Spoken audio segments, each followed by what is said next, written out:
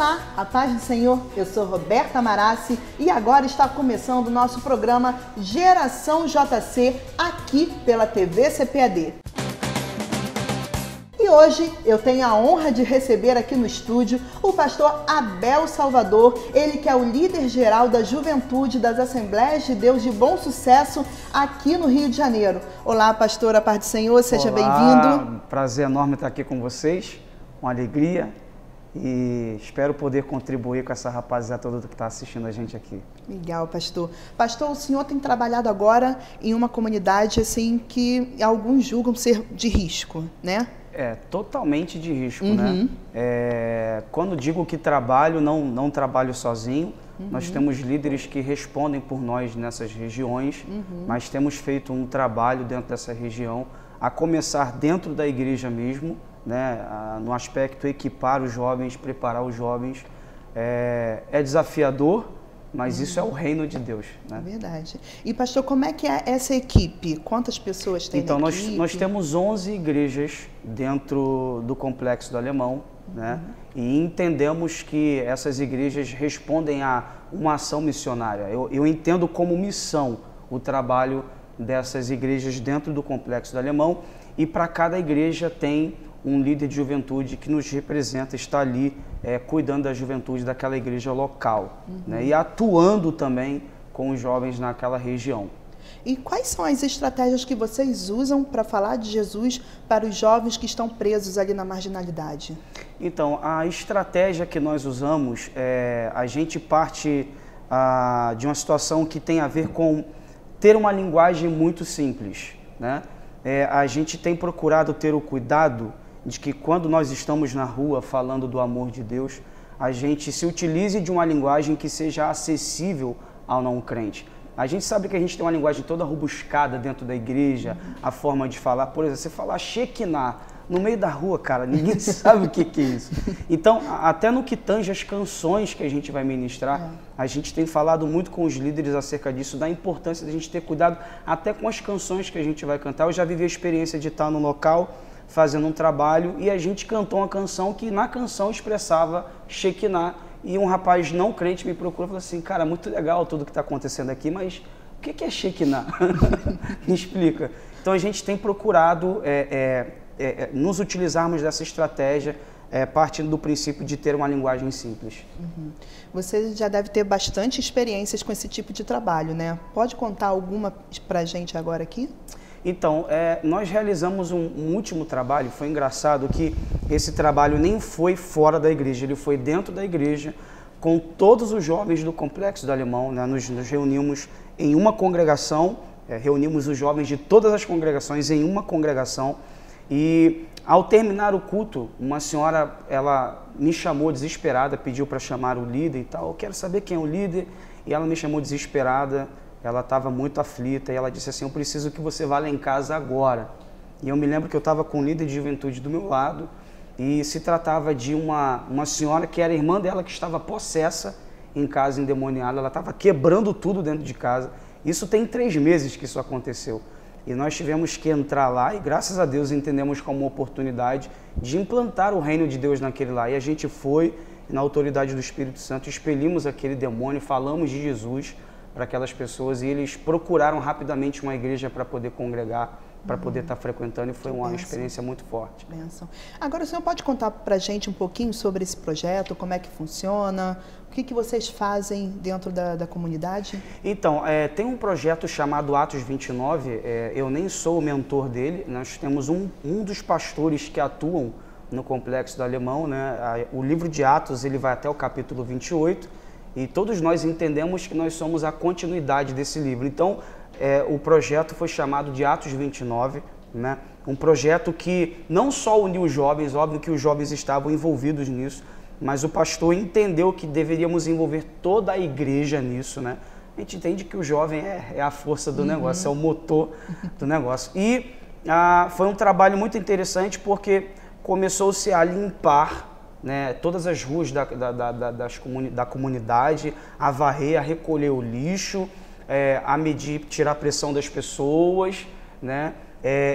a parte de documentação também, para quem precisava tirar documentação, e o pessoal viabilizando essa parte, o evangelho também sendo comunicado. Era interessante porque as pessoas, em primeira instância, ficavam preocupadas assim: o que vocês querem de mim? Que ninguém faz nada de graça, né? Isso é campanha política? O que é isso? Não, isso é o reino de Deus na rua. A gente está só manifestando o reino na rua, né? Muito interessante essa parte. Foi uma experiência muito legal, aonde os moradores da região ficaram assim impactados com o que estava acontecendo, com o que estava rolando, até porque não é um trabalho muito comum de acontecer na comunidade. Foi uma força-tarefa assim bem ativa que a gente conseguiu acionar, e foi uma experiência muito legal. Inclusive resultando no final em muitas pessoas procurarem a igreja, onde fica a igreja e tal, né? Acho que cabe aqui a gente falar aqui um pouco sobre a importância da igreja de fato ir para a rua e fazer a diferença na rua. Com certeza. E vocês então eram bem recebidos, né? As Sim. pessoas queriam sempre saber. Alguns ficavam assim meio que assustados pelo que eu te falei: a campanha política, o que é isso? Ou a igreja está querendo alguma coisa de nós, a igreja quer dinheiro. Vai fazer lavagem cerebral. Vai fazer lavagem cerebral. Só que a gente simplesmente chegava oferecendo algo e não requerendo nada das pessoas. Eu acho que é isso que Jesus veio fazer. Esse é o papel da igreja, Esse né? é o papel da igreja. Foi bem marcante. Não me lembro de se tivemos um caso assim de pessoas estarem se convertendo no ato em si, mas a gente entende que a palavra do reino, né, não só verbalizada, mas através de ações, ela é uma semente, né? E a gente precisa entender isso, que não se trata de resultados imediatistas, mas a gente acredita que algo aconteceu naquele dia e a gente acredita que a gente pode colher frutos daquela ação daquele dia. É um trabalho de paciência. Verdade. Agora vocês também devem atender muitas pessoas viciadas também em drogas. Sim, as nossas congregações nessas regiões, elas costumam sim atender, né, pessoas que são usuárias de drogas. A gente ora, a gente compartilha a palavra. Existem casos de pessoas que se converteram, existem casos de pessoas que não se converteram. Nós temos um pastor no campo que ele tem uma chamada bem direcionada para essa parte, porque ele viveu essa realidade enquanto não crente, né? Então ele se converteu e ele se identificou com a chamada. Ele viveu o tráfico de drogas, ele praticou isso. É um homem que tem um histórico de violência, inclusive, antes de conhecer Jesus, assim como Saulo, né? Que era um absurdo antes de conhecer Jesus. E hoje ele faz esse trabalho lá dentro das comunidades, né? Ele, por muitas das vezes, o nome dele é Danilo, quero honrá-lo aqui, pastor Danilo. Ele, por muitas das vezes, resgata pessoas que estão amarradas, assim, para morrer. Tem gente que está amarrado para morrer e ele entra lá e diz: não, vocês precisam soltar porque Cristo está dando para ele uma oportunidade.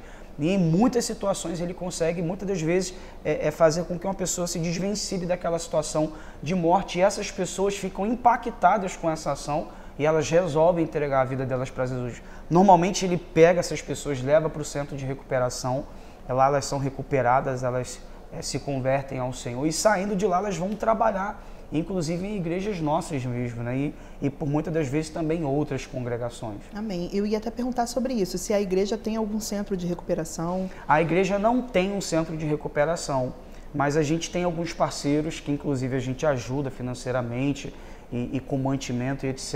E são pessoas que sempre que a gente precisa nos dão suporte nisso, né? Agora, pastor, vocês, além do Danilo, devem ter outros testemunhos, outros frutos desse trabalho, né? Tem algum agora que o senhor lembre que possa contar pra gente? Eu tenho um caso na igreja sede, que é onde eu estou a maior parte do meu tempo, de um jovem que mora numa comunidade próxima à igreja, uma comunidade bem encostada à nossa igreja, né? E ele usava drogas e também bebia muito, né? Ele tem frequentado lá a igreja. E eu tenho tido a oportunidade de acompanhá-lo, de ministrar o amor de Deus, de falar que em Cristo Jesus ele tem a oportunidade sim de se desprender de todas essas coisas, porque existe muita sede nessa galera de estar no Senhor, de buscar o Senhor, mas ao mesmo tempo há ausência de fé. Tipo, eu quero Cristo, mas como eu vou me descolar disso aqui? Como eu vou abandonar as drogas? Como eu vou parar de beber? Eu estou nisso há muito tempo, né?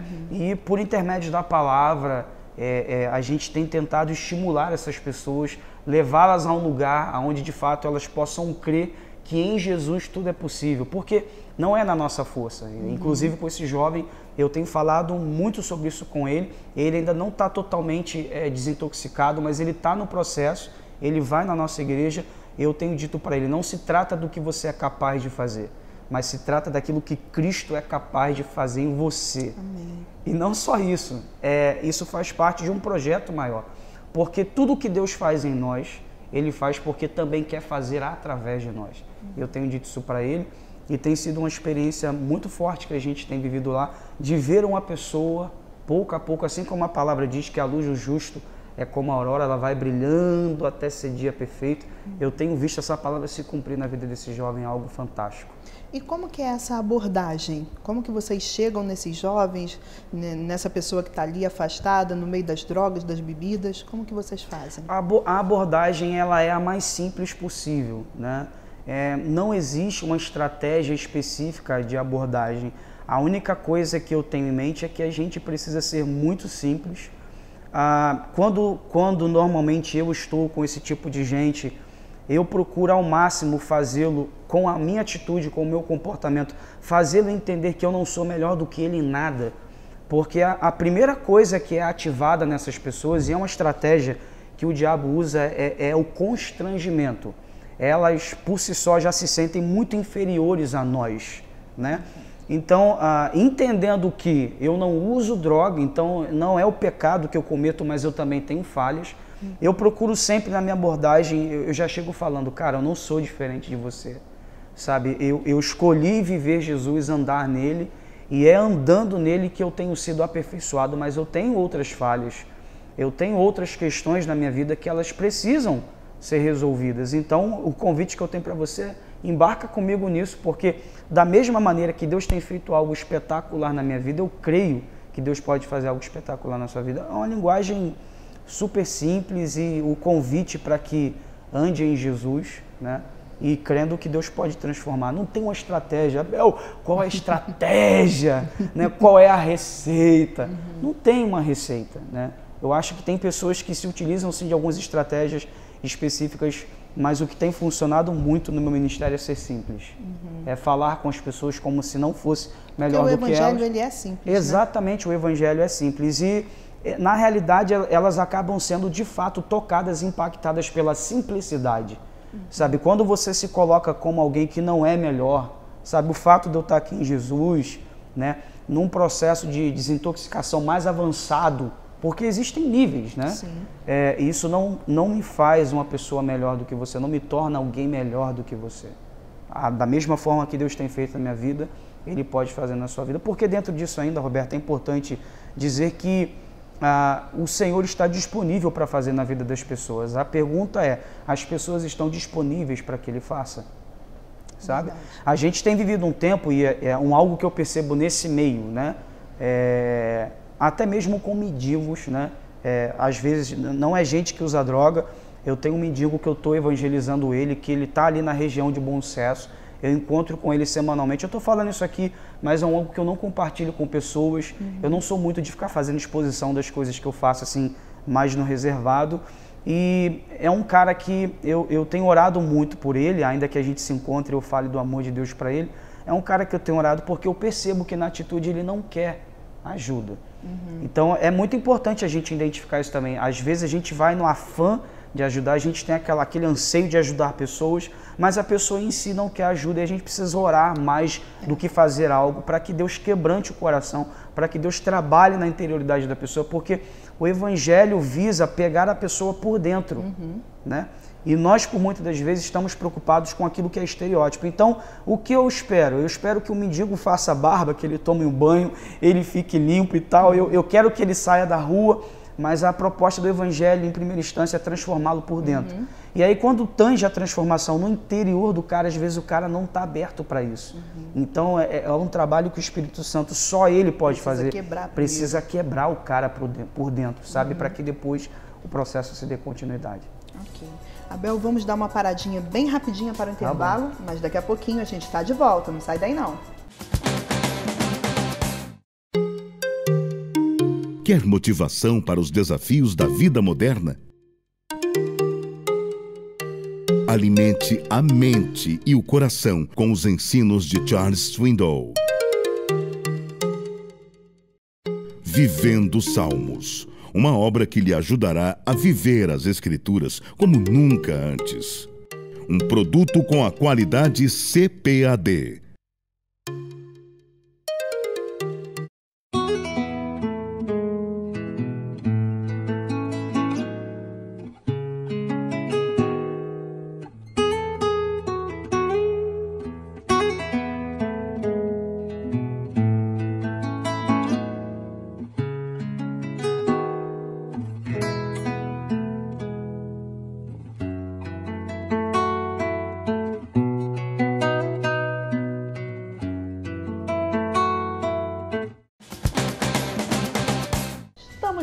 Estamos de volta com o programa Geração JC. E se você está chegando aí agora, perdeu o primeiro bloco, antes de você voltar para assistir o primeiro bloco, então já deixa eu te contar um pouquinho quem é que está aqui comigo. Estamos aqui com o pastor Abel, ele é líder geral dos jovens da Assembleia de Deus em Bom Sucesso e tem um trabalho bem bonito ali dentro do Complexo do Alemão. Pastor, vamos continuar aqui a nossa entrevista? A gente estava falando justamente dessas pessoas que estão ali necessitadas da palavra, que de repente estão presas num vício. E o que vocês oferecem para essas pessoas, além da palavra? Claro que a palavra já é tudo, né? Mas eles devem estar sempre esperando ou precisando de alguma coisa a mais. O que vocês oferecem para eles? Eles, na realidade, as necessidades desse tipo de povo, de gente, né, que precisa do Senhor, são necessidades básicas, né? Normalmente eles têm sim um lar, eles têm uma família e optam por viver nessa vida. Então, o que eles precisam em primeira instância, obviamente que partindo do querer, da vontade da pessoa, é de se dirigirem a um centro de recuperação para se desintoxicarem. Eles precisam ser recuperados. A gente entende que se a pessoa não se abstém das drogas, qualquer outro processo fica inviável se startar. A gente não consegue startar nada, sabe? Ser integrado novamente num ambiente onde ele possa estar trabalhando, assinar sua carteira ou tirar os seus documentos, fazer um curso. A gente entende que se ele primeiro não quebrar a aliança, se é que eu posso usar essa expressão, com as drogas, ele fica impossibilitado de estar envolvido com qualquer outra coisa. Então, a princípio, o que a gente tenta fazer como igreja, né, é importante dizer isso, porque não é o que eu faço, eu penso que é a igreja, por mais que a gente participe de algumas coisas, mas é o que a igreja faz. O que a gente entende é que, em primeira instância, essa pessoa ela precisa sair daquele ambiente, da comunidade, ela precisa ir para um local, sabe, onde ela vai se desintoxicar não só das drogas, mas do ambiente em si, porque o ambiente em si ele é tentador para quem está envolvido com aquilo. Então, são dois pontos, sair da comunidade, isso implica se dirigir, né, a um local onde ele seja recuperado, obviamente que querendo, e de fato se recuperar, né? E a gente inclusive sempre estuda normalmente a possibilidade de pelo menos aquele cidadão não retornar mais para a comunidade, pelo menos na qual ele estava. Ele pode até ser dirigido para uma outra comunidade, né? Mas não estar naquela comunidade por conta dos laços, das amizades, do ambiente onde se conhece todo mundo e todo mundo conhece. E até tudo lembra o que ele estava fazendo Tudo antes, lembra. Então... A gente tem histórico de pessoas que recaíram, que foram para o centro de recuperação, né, e voltaram, aí foi tirar a documentação, e aí a gente começou a ver emprego e procurar, mas ele teve recaída porque os amigos procuraram, ele está ali no ambiente, não, vamos embora e tal, e a pessoa acabou caindo. Entende? Então, o que a gente entende como igreja é que, de fato, o início se restringe a isso. É a pessoa ser retirada daquele ambiente, se dirigir a um centro de recuperação para que ele possa se recuperar, sabe? A gente entende que esse é o trabalho. Mas há também essa ajuda na busca de um emprego, de repente uma indicação, ajuda com documentos? Nós temos casos de pessoas que estão trabalhando hoje, estão no mercado de trabalho, né? Tem um jovem do Complexo do Alemão que ele era usuário de drogas e no evangelismo ele foi abordado, foi falado do amor de Deus para ele. Então, ele por livre e espontânea vontade decidiu que iria para o centro de recuperação. Ele foi, eu estive lá nesse centro de recuperação onde ele estava. Fizemos até um culto, né, com todos que estavam ali naquele processo de se desintoxicar. E foi algo impactante. Eu particularmente me identifiquei muito com essa questão de pregar o evangelho dentro de centro de recuperação, até mais do que no próprio templo, igreja. Porque a sede que eles têm da palavra, a forma como eles respondem à palavra, às vezes o que você está pregando é algo tão simples, e a gente tem vivido um tempo onde as pessoas estão se apaixonando por coisas complexas, né?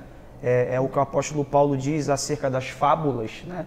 Pessoas que vão procurar ouvir gente que tem fábula para falar, né? E o evangelho é simples, e eles têm sede, eles têm fome de Deus, né? E tivemos a oportunidade de estar falando. E ele foi uma pessoa que estava nesse centro de recuperação, ele se recuperou, ele saiu do centro de recuperação, né? Foi entendido que ele de fato estava limpo, né? O processo tinha encerrado. Ele congrega em uma de nossas congregações, está hoje trabalhando, está namorando, quer noivar, quer casar. Isso é fantástico. É bênção. É bênção. E tem também, vocês também estão ali assessorando também a família? Existe algum trabalho também, algum suporte com a família dessas pessoas? Então, hoje nós não temos um trabalho específico de assessoria à família dessas pessoas. Existem algumas coisas que acontecem, não vou dizer casualmente, porque no reino nada é casual. A gente entende isso, que é espiritual. Mas existem casos que, pelo fato de se aproximar de alguém que é usuário de droga, a gente acaba, como igreja, se aproximando da família, né? Às vezes a família, movida por um sentimento de gratidão, acaba indo em uma de nossas congregações e aí quer conhecer o pastor da igreja, quer conhecer a liderança de jovens da igreja, e às vezes a pessoa começa a caminhar ali e até se converte e fica ali. Existem casos na história da nossa igreja que ocorreram, né? E agora, quais são os trabalhos voltados para os jovens? Então, hoje, eu estou há 2 anos, né, acho que é importante falar isso aqui, eu estou há 2 anos pastoreando jovens. A gente entende que o ministério pastoral, ele, sobretudo, é um encargo, não se trata de um título, né? É a função, o que você está fazendo é uma obra pastoral. Cuidar de vidas é pastorear, né? E eu estou há 2 anos com o encargo, né? E a gente tem hoje trabalhado muito com os nossos jovens, tentando fazê-los entender. E quando digo tentando fazê-los entender, porque de fato é um trabalho. Abel, o que você vai dizer aqui é tão óbvio, mas a nossa geração, ela tem sofrido de certa forma pela ausência do que é óbvio, né? Por quê? Porque o que é óbvio é básico, e o que é básico é base, é fundamento para a vida cristã, sabe? A igreja como um todo, ela tem sofrido alguns abalos na sua estrutura, não por falta de informações superiores, né?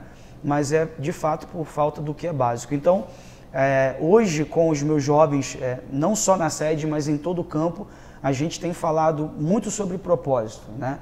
Eu tenho dito exaustivamente para os jovens da minha igreja que eles não são só resultado do relacionamento amoroso dos pais deles. Que tem gente que fica assim, não, cara, meu pai conheceu minha mãe, eles se apaixonaram, se casaram e foram curtir uma lua de mel lá no Havaí, sei lá. E eu aconteci, então, que não, cara. A Bíblia diz que nós estávamos escondidos no Senhor antes que houvesse a fundação do mundo, sabe? Isso é sério demais. O salmista vai expressar isso muito bem, sabe? Quando nenhum dos meus dias ainda existiam, quando ainda não existia, todos eles estavam escritos no teu livro, sabe? Então nós somos projeto do coração de Deus. E é muito bom saber disso. Isso é fantástico, é maravilhoso. Só que parece que às vezes, por mais que a gente tenha informação, a gente não consegue aderir isso não entra na gente e acaba refletindo nas nossas ações, né? Então eu muito preocupado com isso, tenho falado muito sobre eles. Por quê? Porque se Deus faz algo, Ele faz porque tem um propósito. Deus nunca faz nada por fazer. Em tudo que Deus faz, Ele tem um propósito. Então, se eu nasci, se eu existo, se tenho vida, o dom da vida é um dom que vem de Deus, foi Ele quem me deu. Por que eu estou vivo aqui hoje? Por que eu existo para essa vida? Por que eu estou aqui? Qual é o propósito de Deus? Porque o que está acontecendo hoje, Roberta, com a nossa geração, é que eles estão totalmente envolvidos com tarefas e ações seculares. É a faculdade que eu vou fazer, a fase do jovem, né? Se eu vou ser um advogado, se eu vou ser um médico, enfim. Mas em detrimento daquilo que queremos ser nessa vida, seja advogado, seja médico, seja um excelente administrador, seja um cara que vai fazer uma carreira na marinha, na aeronáutica, não importa. Em detrimento daquilo que eu quero ser nessa vida, existe algo que em Deus eu já sou. Então, o que está acontecendo hoje é que a galera, no afã de querer ser algo, né, essa busca pela área profissional, pela formação, isso não é ruim, depende, isso não é ruim, mas depende. Mas se isso me rouba do lugar do propósito, é complicado. Então, eu tenho falado muito com os meus jovens acerca disso. Vocês nasceram e não só como resultado do relacionamento amoroso do pai de vocês, dos pais de vocês, mas vocês nasceram como resultado de um sonho do coração de Deus. E se Deus projetou vocês, se Deus sonhou com vocês e permitiu que vocês viessem a existir, Ele tem um propósito. A pergunta é, qual o propósito de Deus para a sua vida? Porque se você viver nesta vida e passar por essa vida para viver qualquer coisa e não viver os sonhos e os propósitos de Deus para a sua vida, eu acredito que não valeu a pena viver. Com esse pensamento, a gente vai dar uma paradinha bem rapidinho para dar um tempo para a gente beber uma água aqui, mas a gente já volta. Não sai daí não.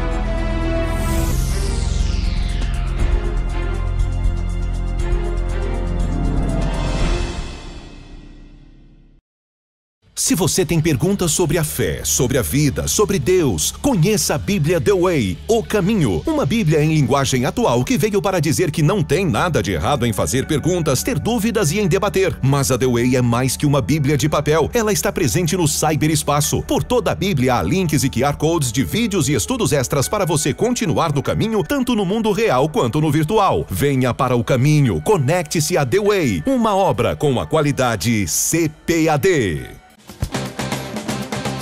Eu falei que era bem rapidinho, não falei? Já estamos de volta com o pastor Abel Salvador aqui na CPAD, aqui na TV CPAD, no programa Geração JC, especialmente para você. Meu Deus, agora fui longe, né? Fui falando. Pastor, eu quero saber uma coisa. Como que o senhor caiu nessa liderança ou nesse meio de áreas de risco? Então, eu sou nascido e criado na região do Complexo do Alemão, né? Morei ali no Morro do Adeus durante muitos anos, minha infância, adolescência, até parte da juventude, em uma das congregações do nosso campo, né? Com 15 anos de idade, eu ainda era um adolescente, um pré-adolescente, né? 15 anos de idade, na igreja local, por uma questão de necessidade, e acaba acontecendo algumas vezes, o pastor acabou me identificando como a pessoa que iria conseguir ali liderar os jovens, né, da igreja e os adolescentes. Hoje tá ramificado, hoje existe um líder para cuidar só dos adolescentes e existe um líder para cuidar só dos jovens. Isso é muito legal, embora sejam faixas etárias meio que próximas, mas a linguagem é diferente, as necessidades também são. Acho muito interessante, mas na minha época não tinha isso. O cara que era líder de jovens, ele estava liderando os jovens e adolescentes. E numa congregação, então, mais ainda, né? Então, ainda que não sendo um jovem, porque eu só tinha 15 anos de idade, a minha mãe me criou subindo um monte para orar, indo para trabalho de consagração das irmãs, eu estava lá. Por muitas das vezes eu não queria ir, preciso confessar. Nessa idade eu não queria ir, até antes, porque na realidade o processo, eu me lembro dos meus 7 anos de idade, minha mãe ia para esses eventos e ela já me levava com ela. Eu com 7 anos de idade, minha mãe subiu um monte para orar e ela me levava junto, ela ia para a consagração e ela me levava junto, né?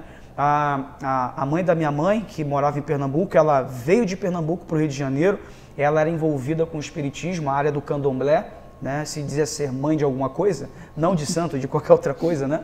Enfim, e eu me lembro uma vez que ela ficou possessa dentro de casa, manifestou ali, endemoniada, e minha mãe me disse, há autoridade de Deus na sua vida para que você imponha as mãos e expulse. Eu tinha 7, 8 anos de idade. Eu estava assustado com o que estava acontecendo. E minha mãe me disse, há a autoridade de Deus sobre a sua vida para que você vá lá e expulse. Então vá lá, coloque a mão e repreenda em o nome do Senhor.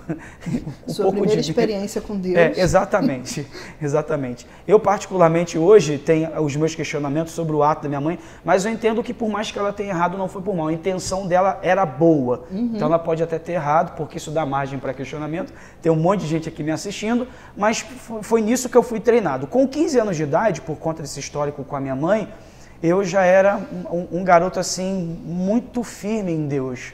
Eu não tinha tanto entendimento da palavra, né, porque um garoto de 15 anos de idade, ele não é teologicamente profundo, eu não tinha teologia, eu não tinha aquele conhecimento, mas eu era um cara apaixonado por Jesus, tudo meu era Jesus, Jesus, Jesus, Jesus, Jesus. E o pastor falou assim, cara, eu preciso de alguém como ele para estar à frente dos jovens, porque pelo menos desencadear a sede nos jovens por Jesus ele vai conseguir, né? É a referência que eu preciso. Então, por conta dessa característica, o pastor me chamou e com 15 anos de idade eu comecei a liderar jovens.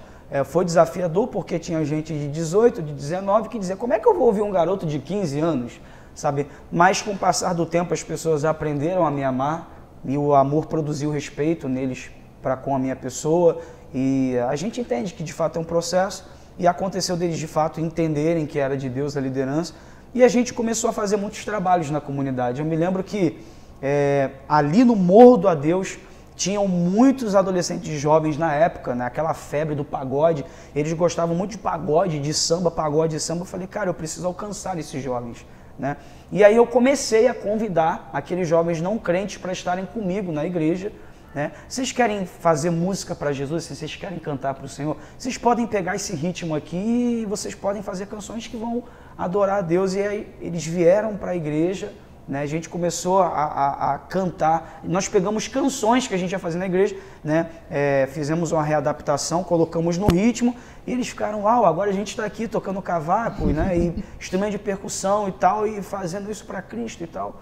E foi assim que começou. Daqui a pouco eu comecei a integrar, né, as congregações, eu mesmo comecei começou a brotar umas ideias na cabeça, não, por que não unir com outras congregações daqui do complexo, do nosso campo, e fazer trabalho juntos? E a gente começou a integrar as juventudes e a fazer trabalho juntos, né, trabalho de evangelismo, e a gente começou a alcançar muitos jovens na época, eu com 15, 16 anos ainda na época, e foi assim que começou. Hoje eu estou com 36 anos de idade.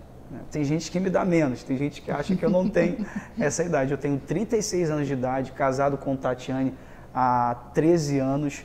Eu tenho um filho que vai fazer 12 anos, eu tenho um filho que tem 6, eu tenho um filho que tem 5. Jesus, que bênção! E eu ainda estou aqui apaixonado por jovens. Eu gosto muito de trabalhar com jovens, Roberto. Foi assim que começou a minha história. E por que essa paixão por jovens? Porque eu entendo que a nossa posteridade depende do que nós estamos fazendo hoje. Né?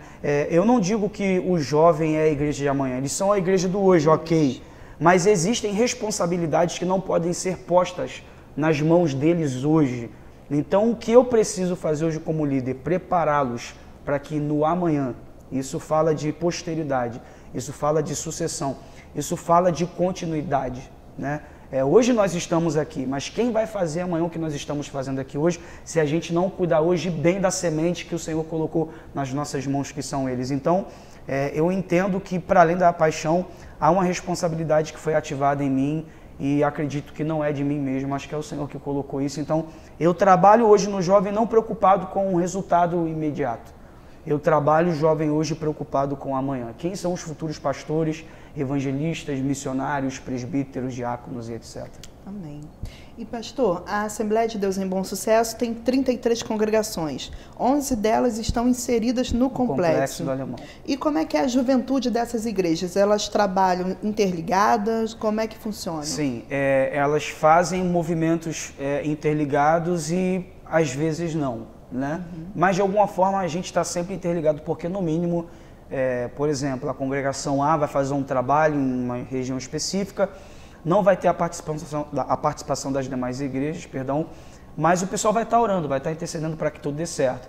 E existem muitos trabalhos dentro do Complexo do Alemão, onde as igrejas entendem que precisam fazer juntas. Isso é sinergia, né? A soma das partes. Então, os dois tipos de trabalho acontecem. Uhum. E elas também estão envolvidas naquele projeto que a gente estava falando lá no início? Sim, e é exatamente elas que estão envolvidas, porque são as igrejas localizadas ali naquele complexo. Então, tudo que acontece que tem a ver com o evangelismo naquela área, são essas igrejas que movimentam. Às vezes, todas as igrejas juntas, como já aconteceu e acontece, às vezes parte das igrejas e às vezes uma igreja ou outra. Né? Então, a gente não uniformizou a forma de trabalhar, não engessou. Existem esses tipos de movimentos. Agora o senhor começou a liderar, vou chamar de você, tá, gente? Isso. Novinho, né? Novinho. Então você começou a trabalhar com 15 anos com os jovens, né? Tem um filho adolescente. Isso. Ele também já está integrado, já está com essa vontade também de querer trabalhar? Como é que O meu filho, ele é o cara que mais me aconselha. Legal. Dentro disso. E eu procuro muito ouvir o meu filho. Por quê? Porque eu tô com 36 anos de idade. Existem coisas que tangem essa geração que ele, com 11, 12 anos, percebe melhor do que eu. Então, às vezes, uma programação que a gente vai fazer, ele fala, pai, porque se você fizesse assim, a galera ia gostar. Então, como ele está caminhando para a adolescência, eu procuro ouvir. Né? É um desafio para a gente tem que estar muito atualizado no que a gente faz, mas ele é um cara que me dá muitas dicas, assim, me dá muita informação. Ele, às vezes no YouTube, alguma coisa que tem um líder de jovens fazendo, ou alguma igreja relevante no país está fazendo, e pai, olha o que está acontecendo aqui, tá vendo? Talvez não dê para a gente fazer exatamente assim, mas a gente pode readaptar, é uma estratégia maneira. E eu percebo nele, a partir disso, já uma inclinação. Um interesse, né? É um interesse, porque senão não faria o que está fazendo. Pastor, a gente já está terminando já essa entrevista, pena. Passou muito rápido, mas eu queria que o senhor deixasse uma mensagem para os líderes de jovens que de repente estão em outro estado, mas também tem uma área de risco, é um lugar que ninguém quer trabalhar. Que conselho o senhor dá para esse líder? Então, a primeira coisa que eu queria dizer aqui para os líderes, a gente está falando no programa sobre propósito, foi um assunto que a gente acabou abordando, o propósito, o que Deus quer fazer através da vida dos jovens. Mas é muito importante como primeiro pilar, você explicar aos seus jovens que propósito e chamado são coisas diferentes. Respeitando o princípio da primeira pronunciação da palavra chamado, em Gênesis capítulo 3, Deus chama Adão e ele pergunta aonde você está. Perceba, Deus não pergunta para Adão o que ele está fazendo, mas aonde ele está. Porque o chamado fala de estarmos na presença de Deus. Enquanto Adão está no Éden na presença de Deus, ele está governando e exercendo autoridade sobre tudo e todos. Há uma tarefa a ser executada. Ele precisa guardar o Éden, ele precisa cultivar, ele precisa trabalhar, ele precisa dar nome aos animais. Mas tudo isso acontece como resultado de um homem que está na presença de Deus. A gente vai perceber que isso fica tão claro que quando Adão peca contra o Senhor, em Gênesis capítulo 3, e ele é retirado do Éden, o Éden é o lugar da presença de Deus, ele começa a ter que fazer muito mais força para que as coisas aconteçam. A terra não vai dar o seu fruto tão facilmente, implica agora o suor do rosto dele. E o que eu estou querendo dizer com isso? Sim, nós temos um propósito, nós temos uma tarefa, você precisa despertar isso no seu jovem, o desejo de fazer a obra de Deus, mas antes de tudo, você precisa buscar em Deus estratégia, e as estratégias de lugar para lugar mudam, mas você precisa buscar em Deus estratégia para fazer com que os seus jovens, sobretudo, tenham sede e fome da presença de Deus. Jesus disse que sem Ele nós não podemos fazer nada. Agora, respondendo aqui sobre como fazer para que os seus jovens estejam de fato envolvidos com a obra do Senhor. Use a palavra. A palavra ela é a ferramenta para que a gente desperte consciência. Eu acredito que isso é avivamento, quando nós somos despertados na nossa consciência acerca de uma tarefa que nós temos para fazer no Senhor. Eu acho que isso vai dar super certo. Quando nós estamos na presença, tudo flui, tudo funciona e tudo que a gente faz dá fruto e prospera. Amém, pastor. E quem quiser conferir esse trabalho, fica ali na Assembleia de Deus de Bom Sucesso. Rua Frei Jabotão, número 44. Amém. Muito obrigada, pastor, por sua Foi uma honra presença. estar aqui. Que o Senhor continue lhe dando estratégia, lhe inspirando, Amém. lhe capacitando mais e mais, e que Ele traga mais pessoas para perto de vocês, que vocês possam ser esse instrumento para aproximá-los do Senhor. Amém. Muito bom estar aqui. Obrigada. Nada, Deus abençoe. E você, muito obrigado por sua companhia até agora. Fique na paz de Cristo e na próxima semana tem muito mais, hein? Fique na paz. Tchau, tchau.